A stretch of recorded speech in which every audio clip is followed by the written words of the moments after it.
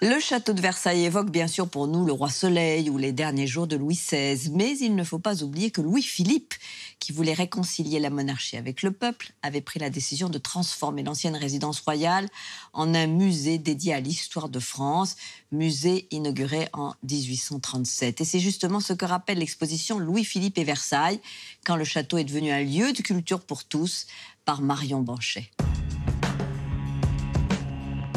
Joyau du patrimoine français, emblème du roi Soleil et de la monarchie absolue, le château de Versailles se déploie sur plus de 5 hectares tout en faste et en splendeur.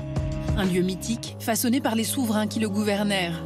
Aujourd'hui, il nous révèle une époque méconnue de son histoire, celle d'un souverain bien inspiré qui, au lendemain de la Révolution française, décide de transformer l'ancienne résidence royale en musée national dédié à toutes les gloires de France. Ce monarque, c'est Louis-Philippe Ier, le dernier roi des Français. Il accède au trône en août 1830 par la monarchie de Juillet. Avec Louis-Philippe, on est au cœur de toute l'ambiguïté, de la complexité de la politique française au début du 19e siècle. On se remet du traumatisme de la Révolution, de tous ces balancements, l'Empire, la Restauration, à nouveau la Révolution de 1830. Donc forcément, c'est un roi pour qui l'idée d'une synthèse et d'une réconciliation est fondamentale. Depuis la Révolution française et l'exécution de Louis XVI, aucun souverain ne s'est réapproprié cette encombrante demeure. Même Napoléon Ier se décourage.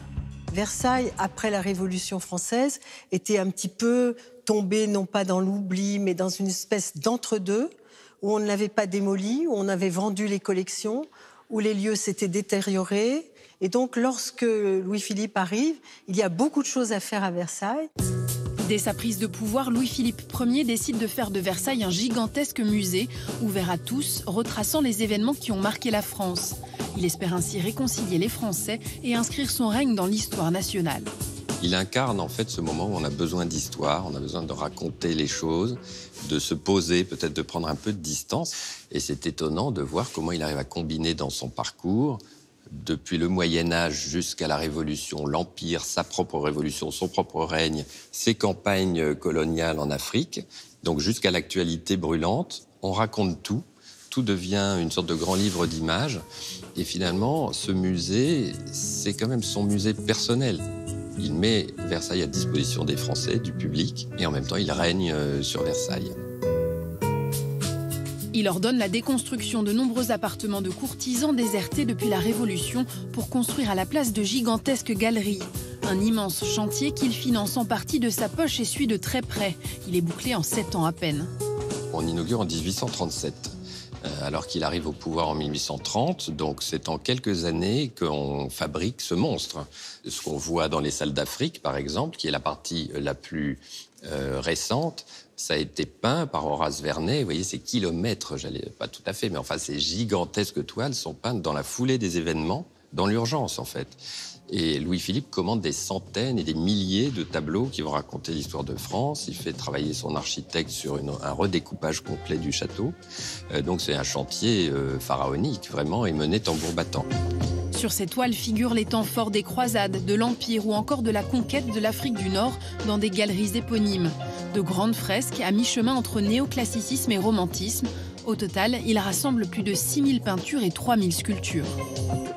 C'est un musée qui a été très populaire d'emblée, qui a été salué à la fois par le succès populaire, mais aussi par la critique et par les intellectuels de l'époque. Victor Hugo vient ici pour dire tout le bien qu'il pense de la vision historique de Louis-Philippe, et les grands génies de l'époque sont les amis de Louis-Philippe. Il fait de grandes commandes aux artistes contemporains, il fait vivre les artistes de son temps. Delacroix a participé à l'aventure, puisqu'on a un fameux tableau dans la Galerie des Batailles. Les autres sont de très grands artistes, mais pas forcément les plus connus dans l'histoire de l'art. Des artistes comme Vernet, des artistes comme Girodet sont très bien représentés. Et donc c'est toute une génération, en fait, des grands peintres d'histoire du premier tiers du 19e siècle. Louis-Philippe fait aussi rapatrier de nombreuses œuvres du musée du Louvre. Évidemment David, mais là ce sont des œuvres préexistantes bien sûr, le sacre de Napoléon par exemple, la distribution des aigles, enfin David est très bien représenté à Versailles. À cause de la Révolution de 1848, Louis-Philippe sera contraint d'abdiquer. Peu de temps après, de nombreuses galeries seront détruites pour laisser place aux reconstitutions des appartements de la famille royale, suscitant de nouveau l'engouement pour l'époque du roi Soleil. Beaucoup de visiteurs, en fait, ne viennent que pour voir la chambre du roi. Le musée de Louis-Philippe est devenu beaucoup moins connu, alors qu'en fait, il est aussi somptueux et il représente autant dans l'histoire de Versailles que la première partie. Le caractère unique de Versailles, c'est ça, c'est d'être les deux, à la fois un musée délirant, parce que ce musée est délirant, et puis un palais somptueux aussi. Les deux maintenant cohabitent de façon plus ou moins simple.